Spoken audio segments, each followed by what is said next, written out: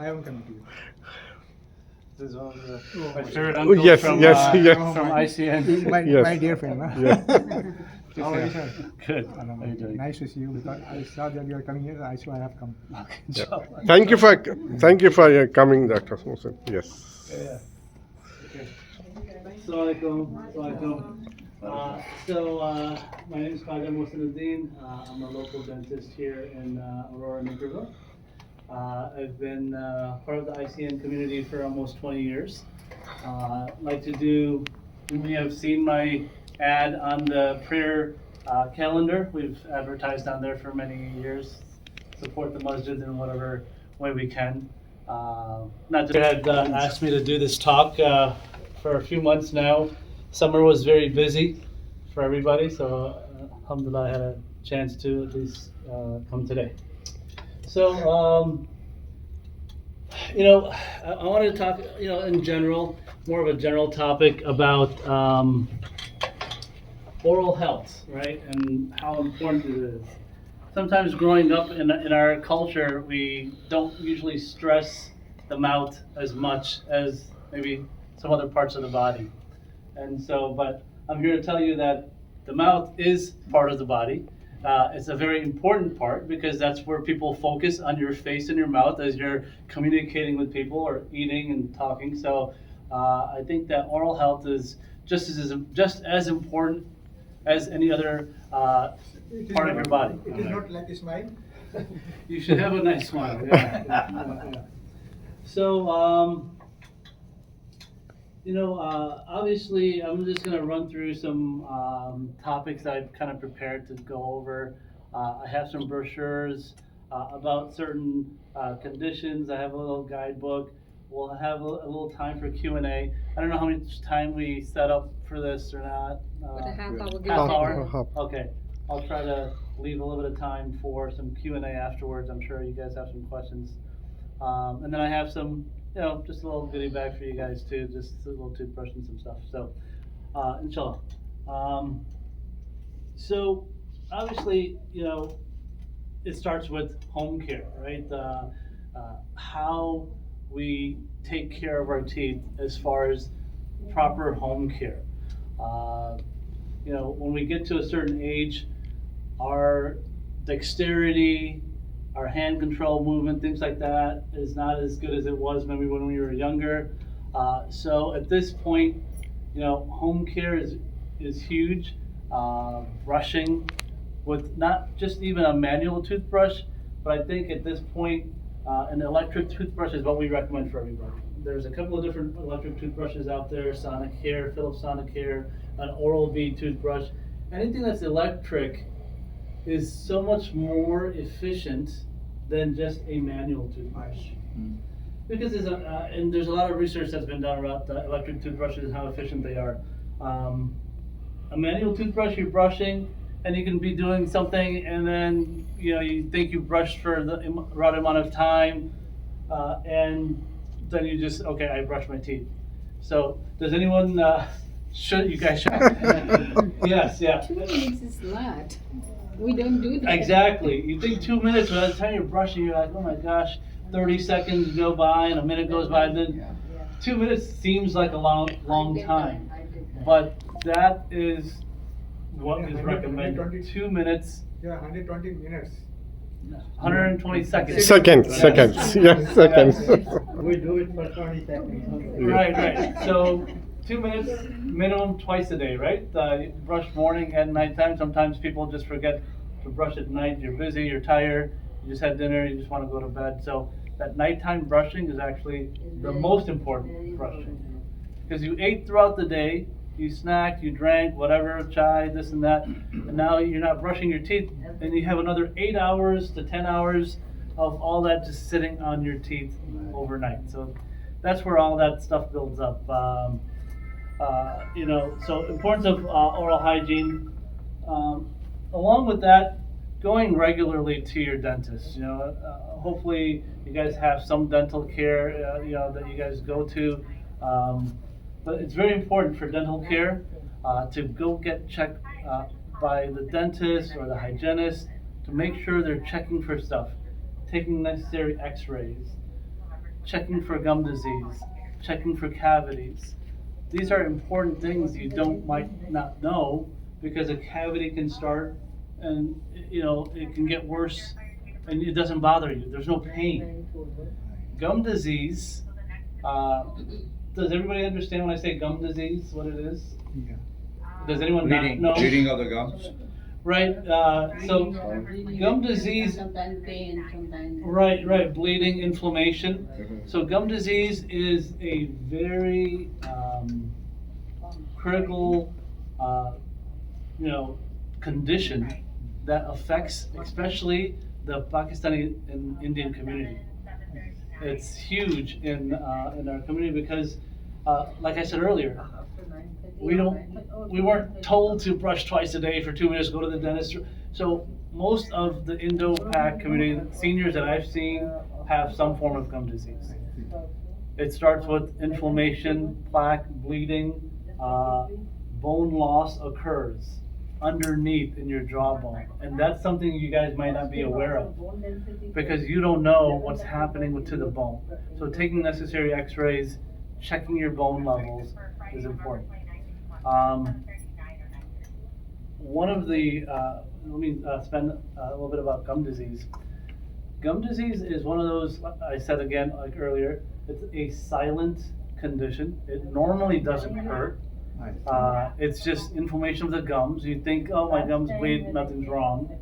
It's not really painful unless you get to an infection or an abscess, right? So gum disease really is a silent condition. Very similar to what we have a lot in our community: blood pressure, diabetes, cholesterol. These are all silent conditions, right? You don't know if you have diabetes unless you get your A1C blood levels checked. You really don't know if you have high blood pressure unless you've checked it or had something affect. So gum disease is an actual systemic condition, meaning it affects other parts of your body too. When you have gum disease, there's actually a lot of studies that have been done about the correlation of gum disease and diabetes. They're linked. So if you're diabetic, that can lead to gum disease. If you have gum disease, it's an overall systemic inflammation that affects the rest of your body, which can lead to diabetes also. There's a lot of studies that's been done that kind of correlate the two, gum disease and diabetes. So other conditions that can occur at this age. Right, there's so everyone's taking some type of medications, I'm assuming, right? When we get older, you're usually taking some medication for something. Cholesterol, blood pressure, diabetes, et cetera, et cetera, et cetera. These medications that we take, your doctors don't tell you the side effects of the number one side effect of most medication is a condition called xerostomia, or called dry mouth. Right? These medications cause dry mouth. What does that mean? Your saliva is not as fluent, is not as normal level of saliva that helps remove the plaque normally. So if you have dry mouth, now your teeth are not getting replenished with the saliva, which have some good benefits of having good saliva flow. And so that is another issue that we see in elderly patients is dry mouth caused by medicine that we have to take for other health conditions, right? So be aware of that. If you have dry mouth, if you feel like you have mouth rinse is important, like having some type of a mouth rinse in your oral hygiene habit. We talked about brushing and all that sort of stuff. Rinsing your mouth with some type of mouth rinse is very important. We have, I bought this Oracare, and we can leave this as a sample, and try out. Oracare is what I recommend for patients that have dry mouth, that have conditions like gum disease. It's is a two-part rinse, and we can go over that in a little bit, but using some type of a mouth rinse is important, in addition to brushing. So, so that will help. And then, so the medication is important, causing, impacting the gum. Diet and nutrition, right? That's also important. What we eat, huge. I talked to this about for every age group. Diet is very important on the proper health of your mouth, because the foods that we eat, if you guys understand what's inside the foods, everything has high carbohydrates. Carbohydrates is in everything. Sugars, if carbohydrates is complex sugar. Carbs are in rice, naan, bread, pasta. Everything that we eat, has carbohydrates. Carbohydrates is a complex sugar. If you break it down, it turns into sugar. So everybody knows growing up, sugar is bad, sweet, right? Candy sweets, and oh no, don't have too much sweets because it leads to cavities. Ice cream, right? But it's not just those sweet stuff is what I'm trying to get at. It's what we eat that has carbs. Carbs turns into sugars when we break it down. So having a proper diet, balanced diet, not just having all of these high carb stuff. That's usually what our diet consists of, right? When we eat meats and breads and rice, that's all. But we have to balance that. Having something healthy also, right? Some fruits or vegetables throughout the day. You have to incorporate that. And this is not just for your mouth. You guys obviously know it's for overall health. For diet, as far as eating healthy, staying healthy, losing weight, you have to eat healthy. Very important. So that goes just hand in hand with, taking care of eating well. So the other topics I wanted to talk about was, at this level, I'm sure most of you may have two throughout their lives, right? Or more. And so what do we do when we lose a tooth, right? I mean, at this point, yeah, you can survive life without having a tooth, right? It's not like a necessity for us to live if there's a missing tooth. But you want to, again, having to replace that, right? If you're missing several teeth, let's say, I'm sure, I bought a sample, like a partial denture, right? Having something made if you're missing some teeth to help replace those teeth. And then this helps us then properly chew, and thus helps us in our food and intake and diet, right? If you're missing teeth, then you're like, I can't eat that, I'm missing several teeth. Then you avoid having some nutritious broccoli, carrots, or whatever, and because you don't have the proper set of teeth. So having either like a partial denture, like a removable something like this.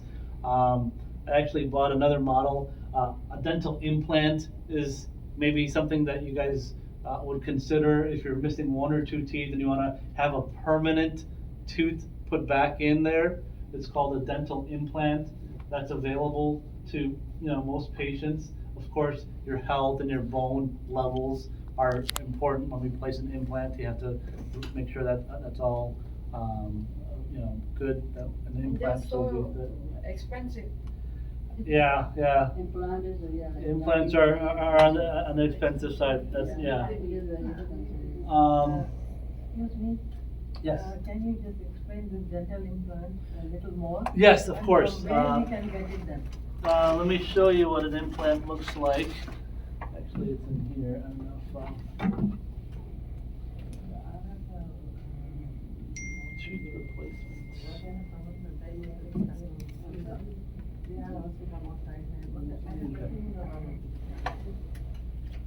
So I don't know if you guys can see that from there, right? You're missing a tooth, right? And then this metal post, most people call it a screw.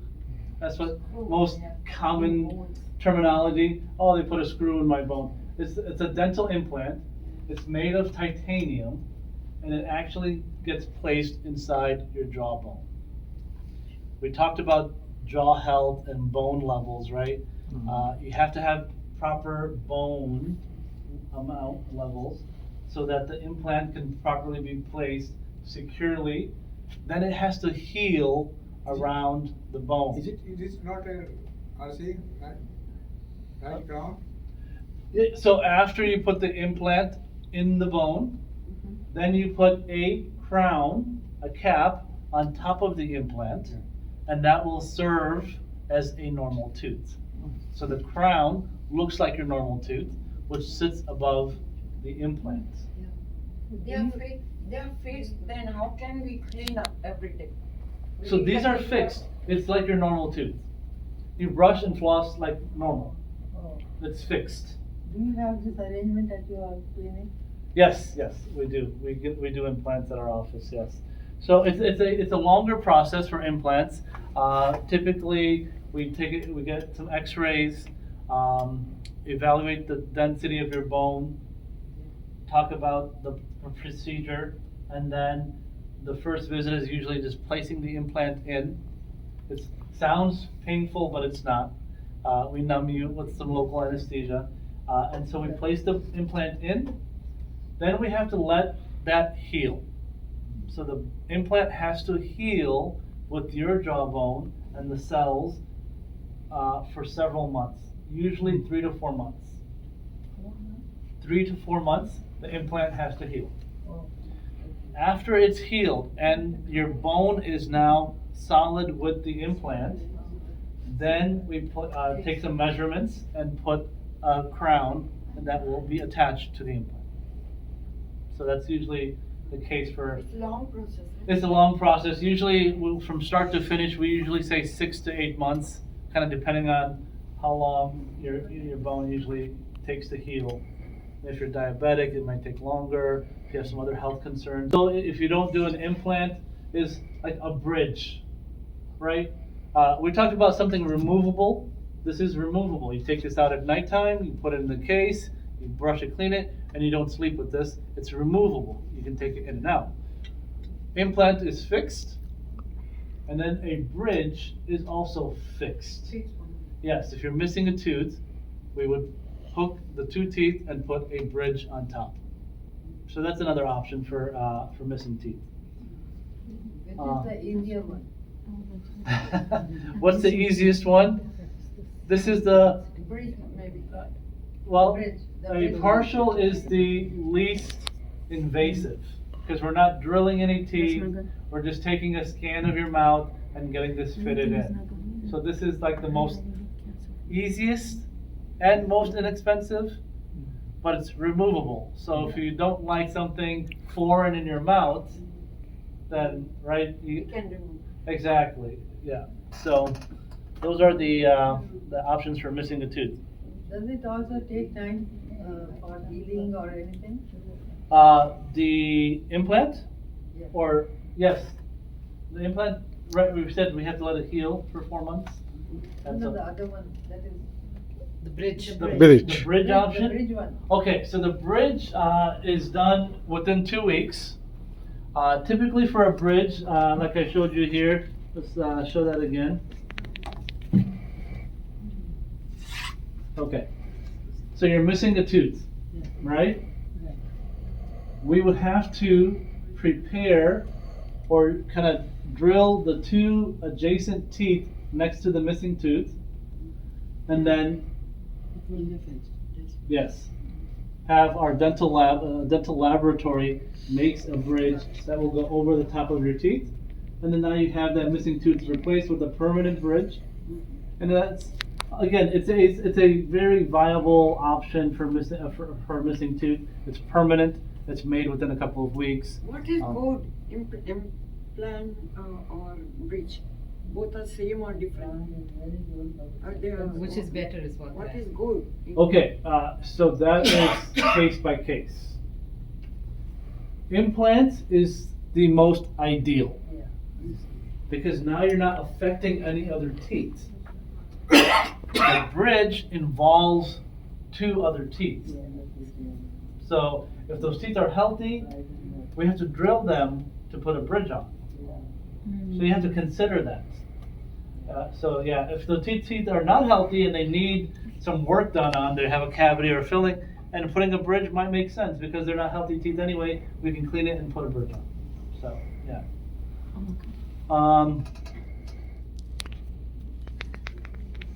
So most people are afraid of going to the dentist too, right? There's a high anxiety level for everybody. I get it every day. Oh, I hate coming here, doc.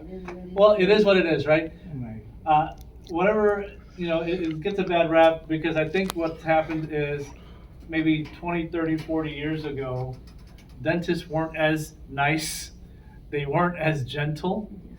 And now those procedures, like when you hear about a root canal or you hear about an extraction, it just right away your brain starts telling you, "Oh my gosh, it's gonna hurt. I don't want it. I don't want it." Very scary. It is. It's very scary. But over the years, technology, education, depending on the dentist that you go to, it's changed, right? I've had patients fall asleep during root canals. Really, it's so comfortable. We make it comfortable. We bring their headphones. We give that proper anesthesia. We give something for them to keep their mouth open, and they fall asleep. I'm doing my root canal. They don't feel a thing. They wake up. They go home. So it's changed, right? We have to just kind of get over that anxiety level. I think the most important thing is to create that level of a relationship with your doctor or dentist or even the team members. Get comfortable talking to them and having your questions answered. A lot of the time, it's the unknown. I don't know what's going to happen because you don't know. So if you know, and the doctor or the hygienist or the assistant explains to you properly, now that makes you feel a bit more comfortable. Okay, I know exactly what's going to happen. They're giving me some time, and I can ask some questions. Now you feel so much more comfortable. So it's that anxiety, and everybody has it. It's in everybody. I hear it every day, but it's just how you treat and relate to patients and communicate with them. So I've seen an ad from Amazon that they were saying that you can just implant, not that is what you said, the bridge one. You can put it and you can take it out. It was showing very easy thing. So, and they said that the doctors won't tell you to use this, but this is the ad, and you can just order it and you can get it and you can just put it in your teeth, in the mouth. from Amazon, I wouldn't anything health related. I've even seen so many. Like there was a company that would sell patients clear aligners like braces. Yeah, I've seen that too. And you can take your own impression without seeing a doctor. You can get straight teeth. Yes. Like, so you have to be careful. Some of these procedures, obviously, medicine and dentistry, you don't want to do on your own. You want to have some doctor making sure that they're I see. looking over your treatments. Not reliable than we Yeah, want. yeah. So I wouldn't trust anything from Amazon or anything. We do not sort of. Yeah, so, and then just kind of wrapping up here. So obviously, social aspect of your oral health, right? Your smile obviously says a lot when we're engaging with people or talking. Bad breath, crookedness, or whatever it is. Your smile is part of the social environment. And when people, when you're talking with your friends or sitting around, you want to have a good smile. You want to have. It is Satka. You want to have. Yeah. Sadqa. Yeah. Right. So it's also has a huge social impact. Sure. Your smile. Sure. And that's another reason of wanting to have nice, healthy teeth is making sure that you have a Makes a smile. big difference. It does, it does. Before I take any more questions, I just want to close with the hadith. You know, this is narrated by Abu Huraira. By Miswak? So the Prophet Muhammad sallallahu alaihi wasallam said, "If I had not thought it burdensome for my ummah, I would have ordered them to use miswak before every prayer." Mm. So do you imagine the Prophet ﷺ said if he thought it was not going to be burdensome, he would have ordered miswak, use of miswak before every prayer. So of course back then it was miswak, you know, he didn't have the fancy electric toothbrush or, you know, mouth rinse or whatever. But that just shows you the importance of oral health. That was a follow the Prophet by Prophet Muhammad sallallahu alaihi wasallam. MashaAllah. And so this is in Sahih al-Bukhari. So with that, I'm going to kind of open it up. I know you guys were kind of asking some questions already.